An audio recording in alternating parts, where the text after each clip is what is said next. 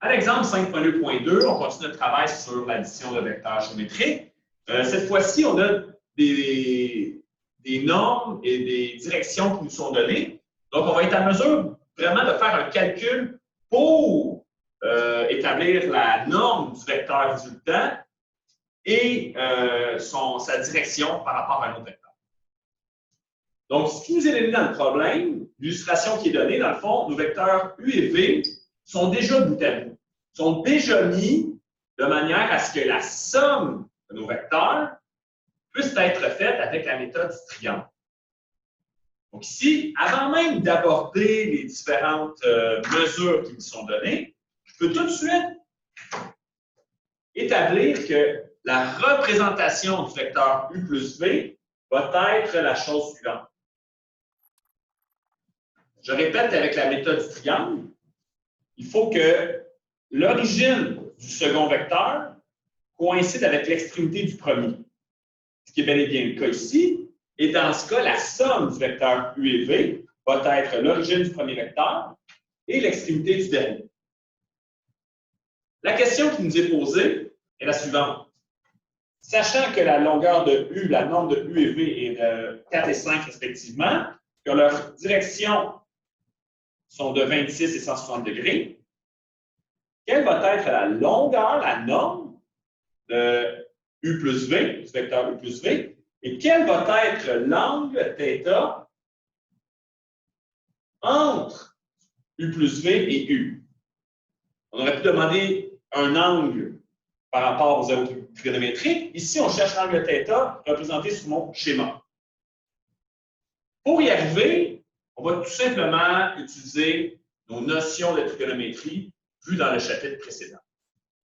Vous voyez ici là, que lorsque j'utilise la méthode du triangle, eh bien, ça induit un triangle où les différentes mesures vont nous permettre d'utiliser la loi des sines, la loi des cos, puisqu'on a affaire ici à un triangle quelconque. À partir de cette mesure-là, je vais construire, à partir de ce schéma-là, je vais construire un triangle. Donc, je le complète ici. Donc, vous voyez, là, je ne fais plus attention au sens nécessairement. Je vais uniquement déterminer les valeurs des mesures que je connais. Donc, ici, on a une longueur 4, excusez, une longueur, oui, 4, c'est bien ici, non, 5, et là, une longueur 4. Et si je veux trouver la longueur ici, je pourrais y arriver en utilisant la loi des cos si je suis capable de déterminer l'angle qui est là. On a un petit peu de dessin, de manipulation à faire. Ça va souvent être une question de prolongement de droite et de ce problème de géométrie. Si je prolonge la droite ici et que je demandais l'angle en bleu, bien, comme l'angle ici est correspondant à celui-là, ils sont égaux. Donc, on a un angle de 26 degrés. Sachant que l'angle de 26 degrés est ici, bien, on est capable de déduire la valeur de l'angle ici. Puisque l'angle ici va être de 160 degrés moins 26, qui nous donne 134, et que l'angle cherché là est supplémentaire avec celui-là. Je suis en mesure de dire qu'il mesure 46 degrés, puisque 46 plus 134 donne 180. Et vous voyez que l'angle ici est un angle plat. Ce qui fait que ici, je peux écrire une valeur 46 degrés. Ça va revenir extrêmement souvent qu'on va prolonger la droite, rapporter un angle et déduire une autre valeur en faisant 180 moins ou en trouvant, dans le fond, en faisant différentes opérations qui sortent de notre géométrie qui date du secondaire. Maintenant qu'on a un triangle quelconque, on peut utiliser la loi des cosinus. Donc, si vous permettez, j'aime pas trop quand on met point d'interrogation comme notation. Ici, là, ce que ça représente, cette mesure de côté-là, c'est la longueur de U plus V. Remarquez que j'utilise le symbole avec les doubles barres, là. qui représente la norme du vecteur U plus V. On va donc pouvoir dire que la norme de U plus V est égale à, bien, si on applique la loi des cos, U plus V au carré, bien, si on veut l'isoler, il va pouvoir faire une racine. Hein, va être égale à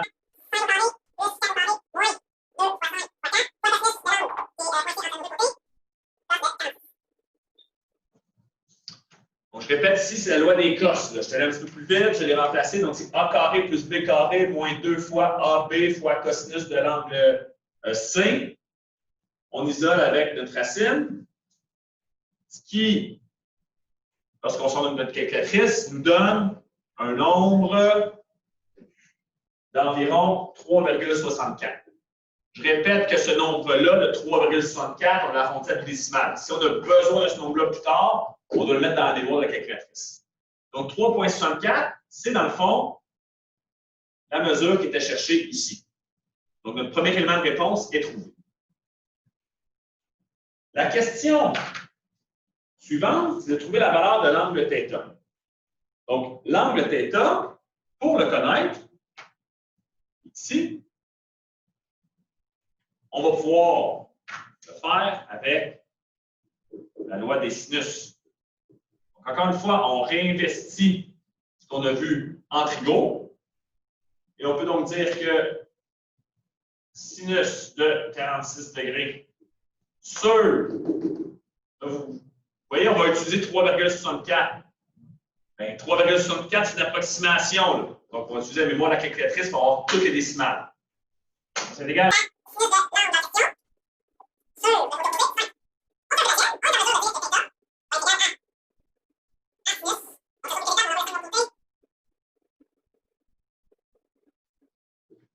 Regardez ici, là, vous pouvez faire des calculs intermédiaires si vous le souhaitez, mais j'ai envoyé mon sin de l'autre côté et ensuite j'ai isolé avec arcsinus.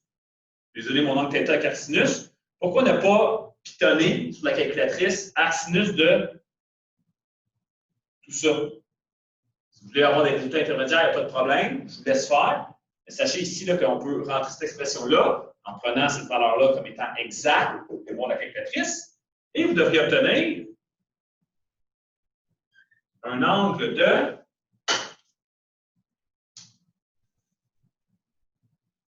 81,67.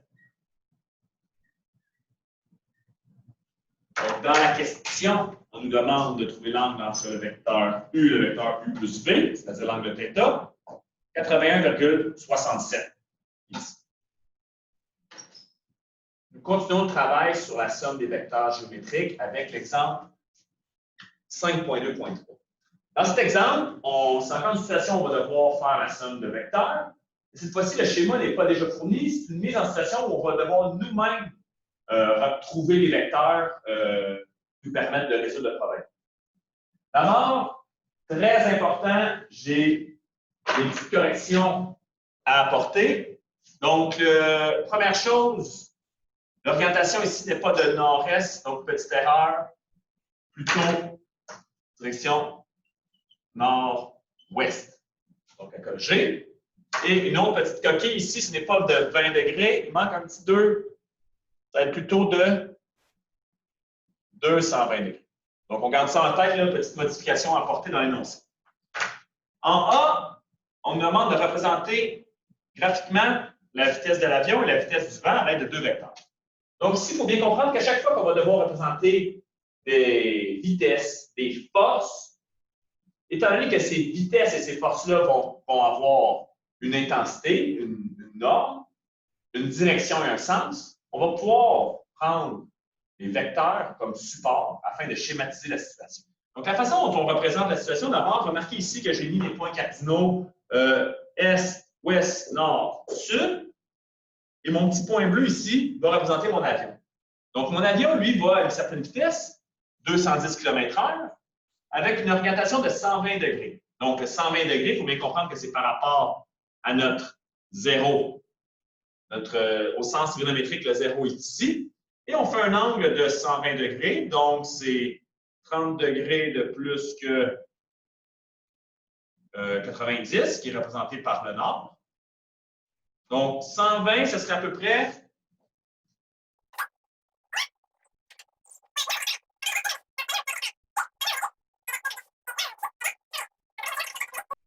sur ce point bleu. Donc, pendant que l'avion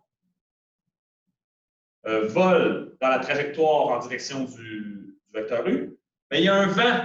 Et le vent, lui, qui souffle, est à une orientation de 220 degrés, direction sud-ouest.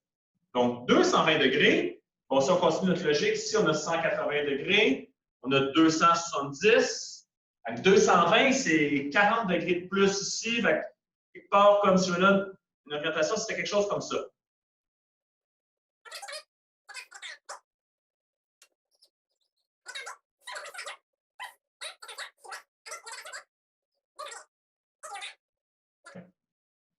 On nous demande, donc là, c'est le A qui est fait. L'origine est représentée par l'avion. Et on a les forces, les vitesses qui agissent sur le point.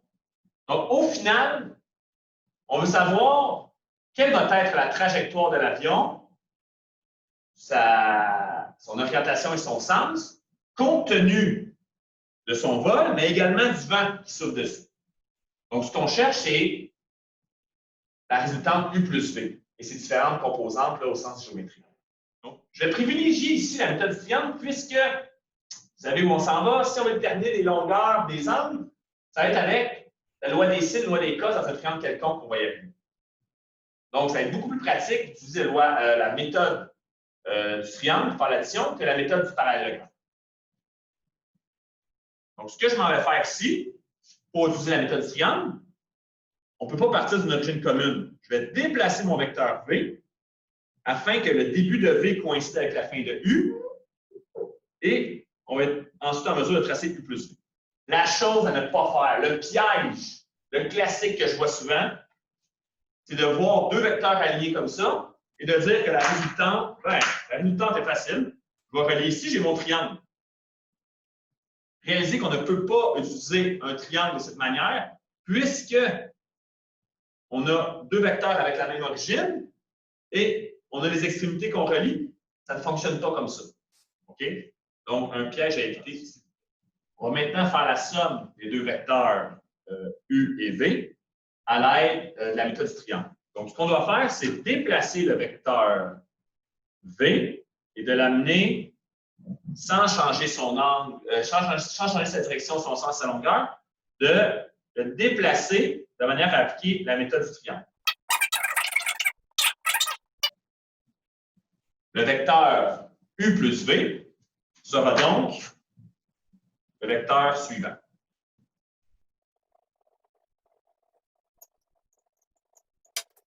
On a ici notre triangle.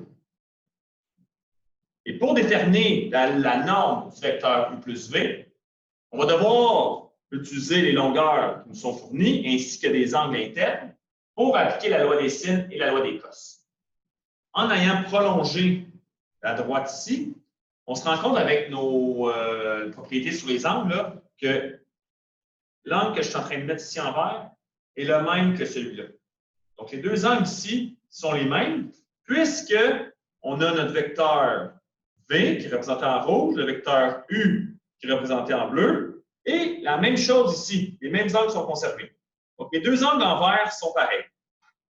On est en mesure de déduire cette valeur-là, puisque ici, l'angle entre le vecteur U et V va être tout simplement de 220, auquel on retranche la valeur de l'angle en bleu, 120. Donc, 220 moins 120, on a un angle ici qui est de 100 degrés. Cet angle de 100 degrés est le même qu'il y a ici. Et là, si vous posez la question pourquoi je suis allé chercher cet angle de 100 degrés-là, c'est que ça me permet par la suite de déterminer l'angle ici, qui sera de 80 degrés, puisque l'angle en vert et l'angle noir forment un angle plat. Donc, on voit ici à droite que j'ai continué là, le support du vecteur U qui forme un angle de 180 degrés. Donc, cette manipulation-là, le report d'angle en prolongeant nos droites, va revenir extrêmement souvent. Donc, je répète, 220 moins 120, donc l'angle en rouge moins l'angle en bleu, me permet de trouver l'angle en vert. Cet angle en vert-là, je le reporte ici. Ce sont deux angles correspondants puisque les vecteurs rouges forment des droites qui sont parallèles, coupées par la droite bleue. Et avec ce 100 degrés-là, je trouve mon 80, puisque la droite bleue ici forme un angle plat. Maintenant, je prends tout ça et je résume la situation dans un triangle. Dans un triangle quelconque, évidemment, vous voyez, je le fais à main levée. Je n'ai plus besoin d'écrire mes vecteurs, de faire les flèches. Si on veut appliquer la loi des signes, loi des cos, on a tout simplement à se rappeler que ici, c'est une mesure de 210, là, de 20, et ici, un angle de 80 degrés. On a vraiment simplifié le problème. Au bout de la ligne, c'est de résoudre ce triangle, trouver les mesures des angles et trouver la mesure du côté manquant, puis on aura répondu à la question. Donc, afin de trouver la valeur ici, qui est celle de la norme de U plus V, nous allons utiliser la loi des cos. Donc, la loi des cosinus va nous dire que la chose suivante.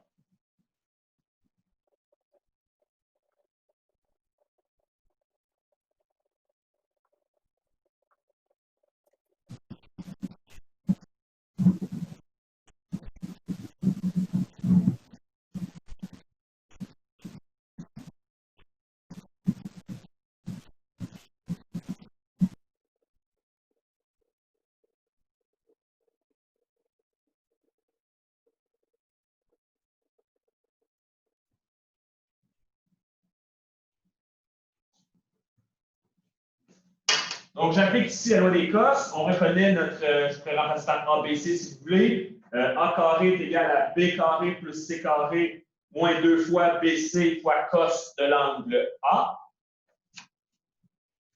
Lorsque j'isole, donc, ici avec ma racine carrée, il nous reste simplement à pitonner notre calculatrice afin de trouver comme norme du vecteur 207,46.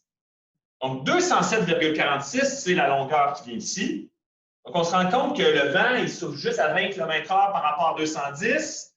Ça baisse la vitesse quelque peu, la résultante qui est de 207,46. Et les unités reliées à ça sont des kilomètres-heure.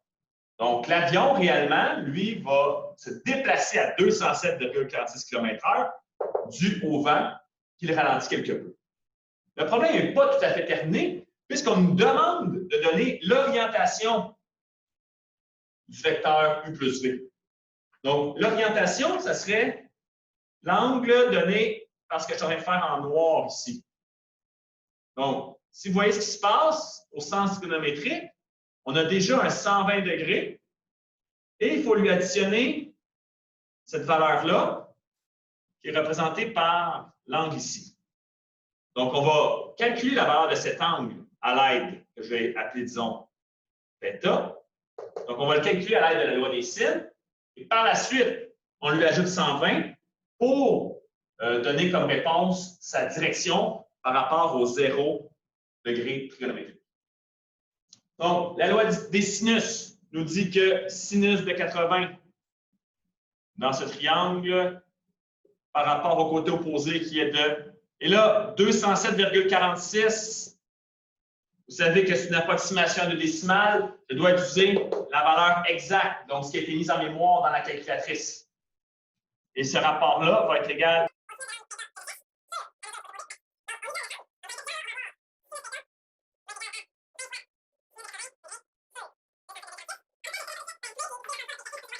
si on prend plutôt la peine tout de suite d'isoler θ, on va faire une seule opération sur la calculatrice.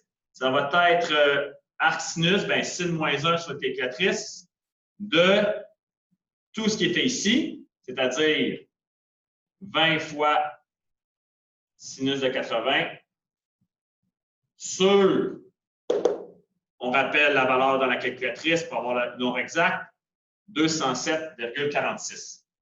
Donc, on a isolé notre angle, on calcule cette valeur dans la calculatrice, faites attention aux parenthèses, et vous allez obtenir un angle de 5,45 degrés.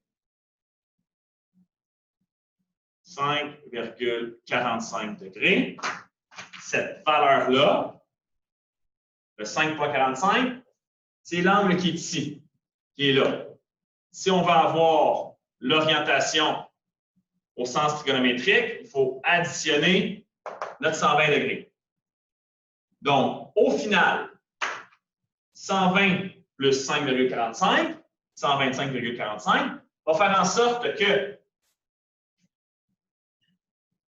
la vitesse de mon avion, sa direction et son sens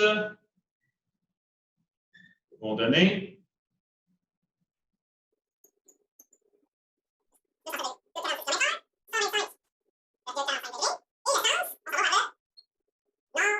dépasser, oui, nord-ouest. Donc, voilà la réponse pour le B.